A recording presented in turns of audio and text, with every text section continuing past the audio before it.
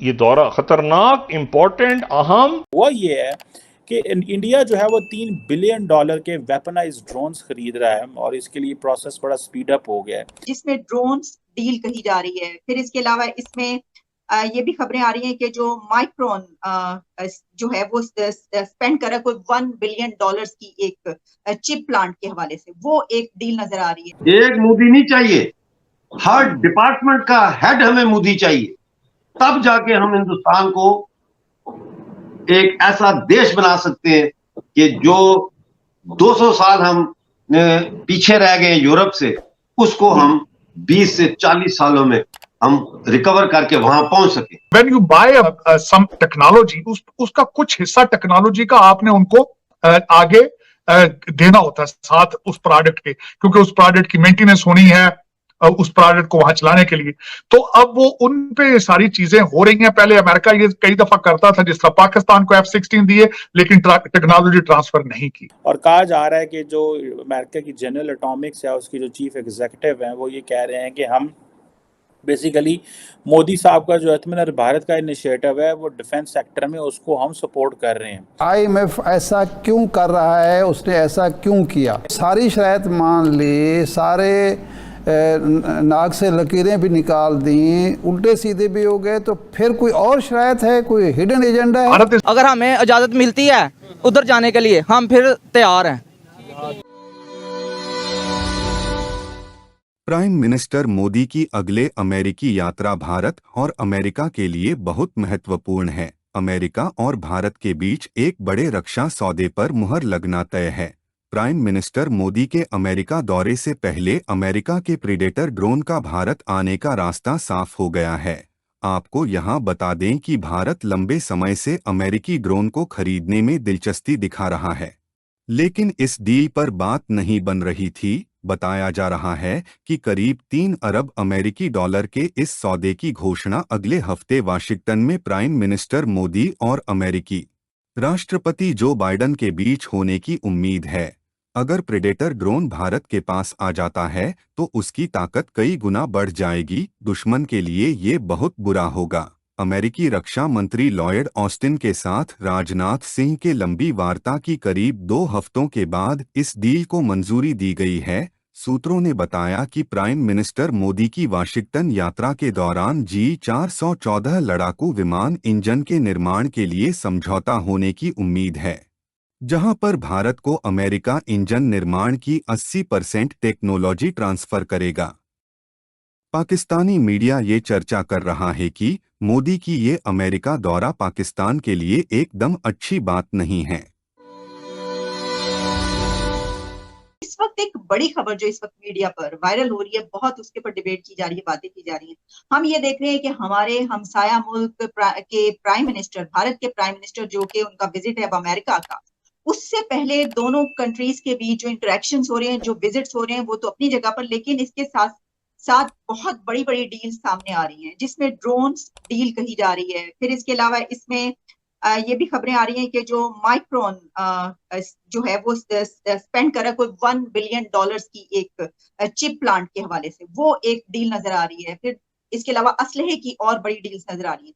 तो साजिद साहब, एक ऐसा विजिट, क्या इससे पहले तो ये सोचा नहीं जा सकता था कि एक कंट्री के साथ एक विजिट से पहले इतने बहुत सारे कोई कंट्री जो है मुआहिदे कर सकते हैं? आप इसको कैसे देख रहे हैं?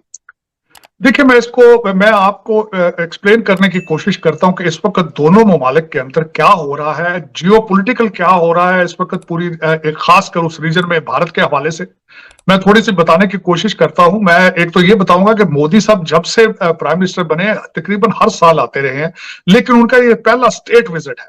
और उनके इस विजिट से पहले जो, जिस तरह आपने खुद फरमाया है, लॉयड ऑस्टिन गए हैं, जो हमारे डिफेंस सेक्रेटरी हैं, वो गए भारत के दौरे पे, जैक सॉलिवन वो गए।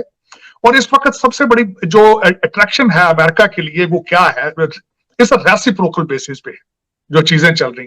अमेरिका की जरूरत इस वक्त सिर्फ अमेरिका की जरूरत ये है कि एक चाइना को उसको कन्फ्रंट करना और दूसरा भारत को रशिया से दूर करना। ये 2 ऑब्जेक्टिव है सारे इस वक्त जो अमेरिकन ऑब्जेक्टिव है।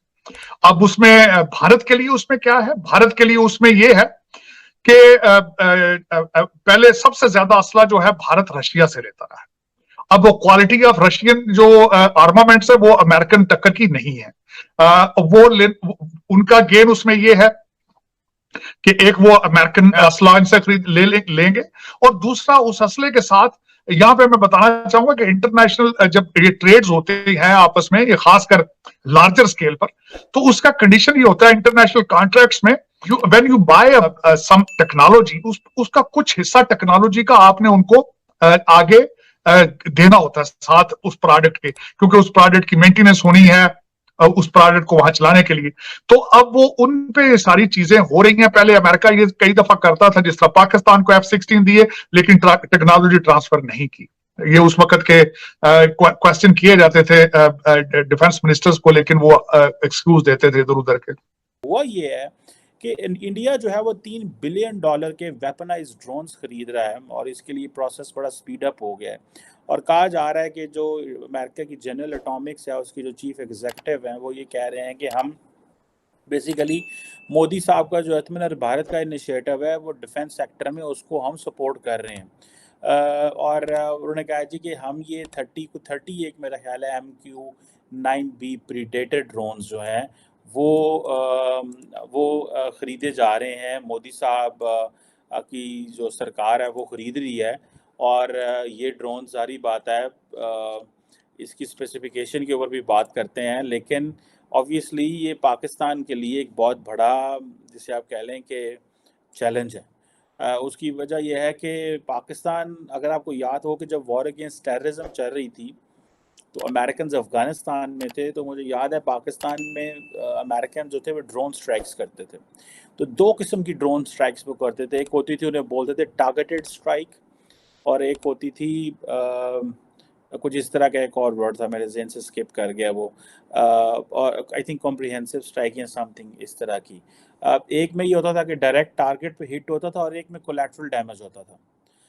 सो ये जो 2 किस्म की स्ट्राइक करते थे, वो कईयों में होता था कि कोई कोलैटरल डैमेज हो गया, फॉर एग्जांपल एक बंदा वहाँ पे है तो जिसको टारगेट करना था, लेकिन उसके साथ साथ बहुत ज़्यादा इंफ्रास्ट्रक्चर और तबाह हो गया। और एक होती थी बस प्रिसीजन टारगेटेड स्ट्राइक होती थी। अब और पाकिस्तान फिर उसके बाद अमेरिका को बड़ा कहता रहा, भाई हमें ये ड्रोन्स दे दें ताकि हम दहशतगर्दों के ख़िलाफ़ करते रहें। फिर अमेरिकन हमें जो है वो ड्रोन्स तो उन्होंने ना दिए, लेकिन जो है वो सर्वेलेंस के लिए एंड ऑल दैट, लेकिन उन्होंने ये किया कि जो हमारे दहशतगर्द जो पाकिस्तान पे हमले करते थे, एक तो थे ना वो दहशतगर्द जो अमेरिकन इंटरेस्ट और अफ़गानिस्तान पे हमले कर रहे थे, और कुछ दहशतगर्द थे जो पाकिस्तान के इंटरेस्ट को के ख़िलाफ़ काम करते थे। तो उन्होंने फिर उनको भी टारगेट करना शुरू कर दिया, और इनिशियली तो इस पे फिर वो पाकिस्तान के फ़ॉरेन ऑफिस को बताते थे कि हम किस किस जगह मारने लगे हमले इनसाइड पाकिस्तान, क्योंकि ये बड़ा सिक्योरिटी और फॉरेन पॉलिसी इशू बन गया था। एंड देन फिर उसके बाद फिर उन्होंने बताना छोड़ दिया, क्योंकि एक दफ़ा अमेरिका ने पाकिस्तान के कुछ फ़ौजी जो हैं वो शहीद कर दिए थे।